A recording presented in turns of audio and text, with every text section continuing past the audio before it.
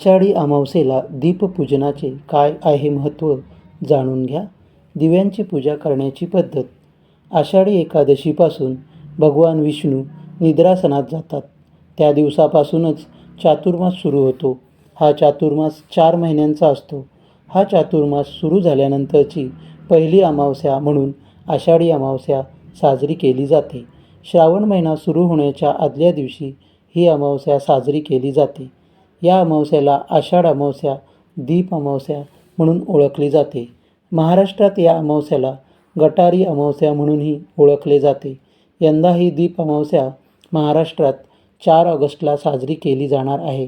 यंदा श्रावण महिना 5 ऑगस्टला सुरू होणार आहे. त्यामुळे आदल्या दिवशी 4 ऑगस्टला ही दीप अमावस्या मोठ्या उत्साहात साजरी केली जाणार आहे. या दीप अमावस्येला दिव्यांची खास आरास केली जाते आणि त्यांची पूजा केली जाते.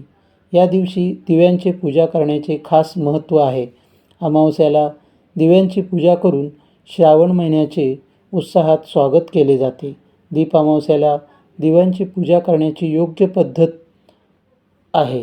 हिंदू धर्मामध्ये दिव्याला मांगल्यांचे आणि शुभ कार्याचे प्रतीक मानले जाते. कोणत्याही कार्याचा शुभारंभ करताना दिवा लावून देवाची मनोभावे प्रार्थना केली जाते.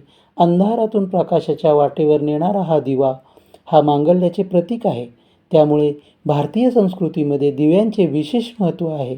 दिव्यांचे हे मांगल्य, समृद्धी आपल्या आयुष्यात नेहमी नांदावी यासाठी आषाढ महिन्याच्या शेवटच्या दिवशी दीपपूजन करून दीप अमावस्या साजरी केली जाते.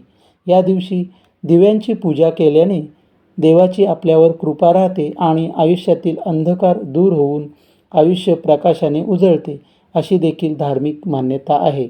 या दिवशी दिव्यांची पूजा केल्याने घरामध्ये सुख शांती राहते असे सुद्धा मानले जाते.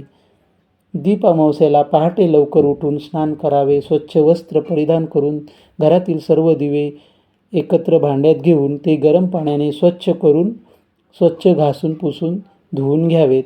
हे दिवे सुती कापडाने चांगले पुसून त्यानंतर देवासमोर पाट किंवा चौरंग मांडून त्याच्याभोवती सुंदर रांगोळी काढून त्यात आकर्षक रंग भरावे. त्या पाटावर व चौरंगावर लाल रंगाचे वस्त्र अंथरून त्यावर दिवे मांडावेत. आता या दिव्यांवर हळदी कुंकू फुले वाहून पूजा करावी. हे दिवे प्रज्वलित करून त्यांना हात जोडून नमस्कार करावा. दीप अमावस्येला एखादी पौराणिक कथा वाचावी, आरती करावी. मित्रांनो, दीप अमावस्येबद्दल तुम्हाला माहिती कशी वाटली? जर माहिती आवडल्यास शेअर करा, कॉमेंट करा आणि आपल्या चॅनलला सबस्क्राईब करायला विसरू नका. धन्यवाद.